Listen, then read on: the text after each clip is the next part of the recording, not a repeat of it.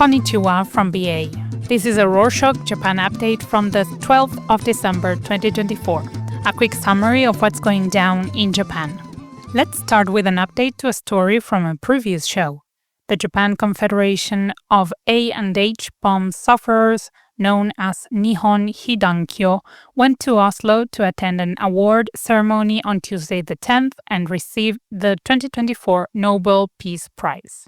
The Norwegian Nobel Committee named the group as the winners in October for its efforts to abolish nuclear weapons, but had to hold off on the ceremony to formally hand over the prize until now so that a delegation from the group could fly to Oslo to attend.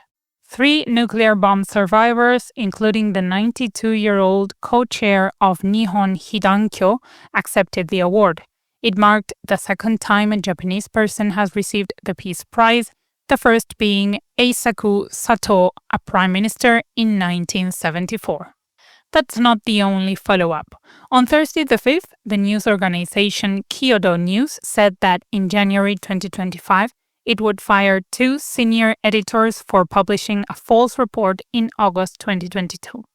Recall that the report said that Akiko Ikuina, now a vice foreign minister but then an actress, visited a controversial shrine honoring Japanese war dead, including war criminals.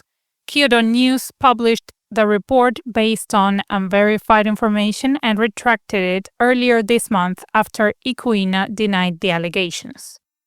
Toru Mizutani, the Kyodo News president, apologized to Ikuina, acknowledging the report had hurt Japan-South Korea relations since South Korea recently boycotted a ceremony because they heard a politician who visited the controversial shrine was attending.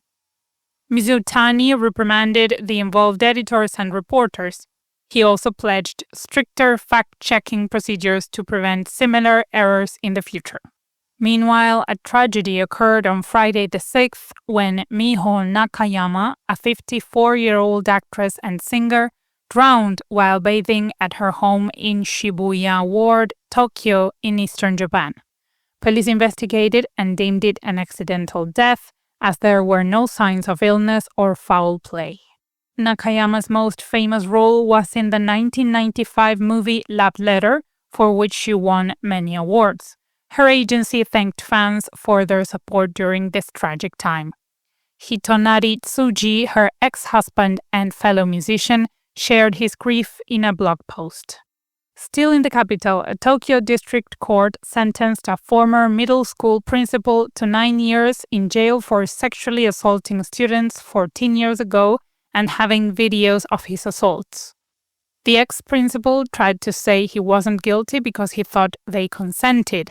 The judge said it was obvious they did not consent because even if they weren't minors at the time and unable to consent, they were clearly crying in the videos.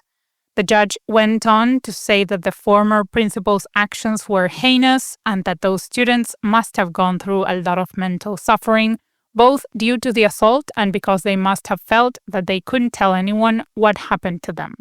While one person goes to jail, another goes free.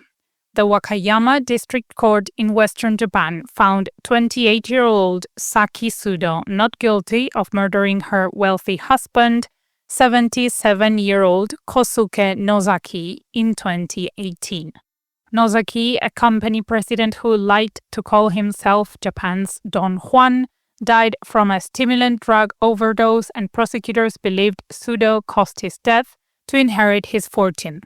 They sought a life sentence based on Sudo's motive and her search history containing terms like stimulants and perfect crime.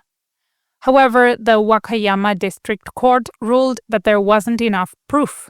The judge said that based on the evidence, Nozaki might have just overdosed by accident and there was too much reasonable doubt to say Sudo was guilty.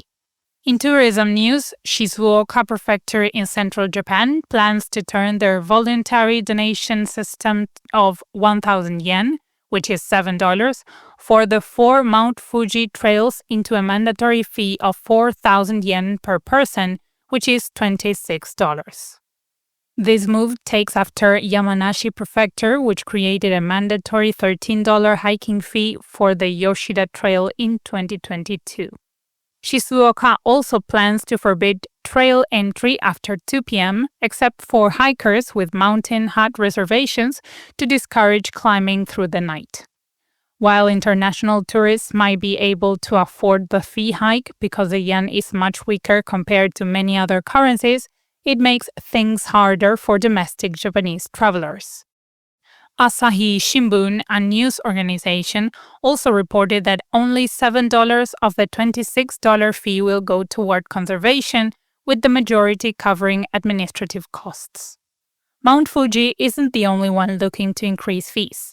East Japan Railway, or JR East, recently asked the government for permission to raise its fares by an average of 7% starting in March 2026. The government is currently looking over the company's application. If approved, this fare hike will be the first blanket increase since JR East's founding in 1987, excluding tax-related changes. The railway company said it's having a lot of financial difficulties because of Japan's declining population, fewer passengers post-pandemic, and rising operational costs. Other rail operators are also planning to increase their fares in April 2025 because they are having similar financial problems. JR Hokkaido plans a 7% hike and JR Kyushu a 15% increase. Speaking of increases, the House of Representatives approved a supplementary increase in the budget for fiscal 2024 on Thursday the 12th. The budget is worth nearly 14 trillion yen, equivalent to $91 billion. Four political parties, the ruling Liberal Democratic Party or LDP, Komeito, the Democratic Party for the People, and the Japan Innovation Party, voted for the bill, while the Constitutional Democratic Party of Japan, or CDP, voted against it. The lower house revised the bill to include help for restoration projects in earthquake and flood-hit areas, which was one of the CDP's proposals. This marked the first budget revisions in the lower house in 28 years. On Tuesday the 17th, the LDP will send the bill to the House of Councillors for final approval. While that's pending, the government is putting into play revised laws criminalizing the use of cannabis and THC with prison sentences of up to 7 years. Before the revision, the law simply banned possessing, sending, or growing cannabis, but didn't impose penalties for using it. The revision is meant to address people's worries about drug use, especially among young people, as cannabis-related cases in 2023 surpassed methamphetamine cases for the first time, with 70% involving individuals under 30. The new laws also legalize medical products using cannabis so they can be properly regulated. Previously, such medicines were allowed only in clinical trials. Next up, Daihatsu Motor issued a recall for approximately 191,000 vehicles due to a suspension spring defect that could lead to breakage and might even puncture a tire. The company is recalling 6 models produced between August 2016 and October 2018, including Daihatsu's Move Combus, Hijet, Subaru's Sambar, and Toyota's Pixis van. While no one has reported any accidents, the company has documented 608 defect cases.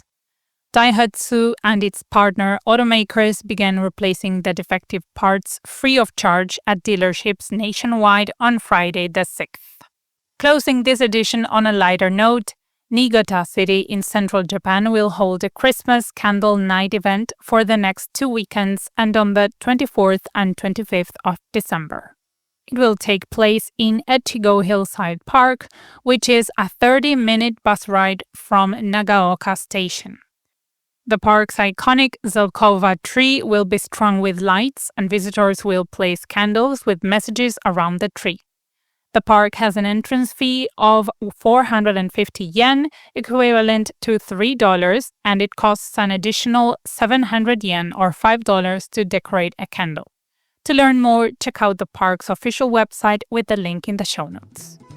And that's it for this week. Thank you for joining us. We hope you're enjoying the Rorschach Japan update as much as we enjoy making it. Don't forget to subscribe on your favorite platform to keep up with what's going on in Japan. Mata ne!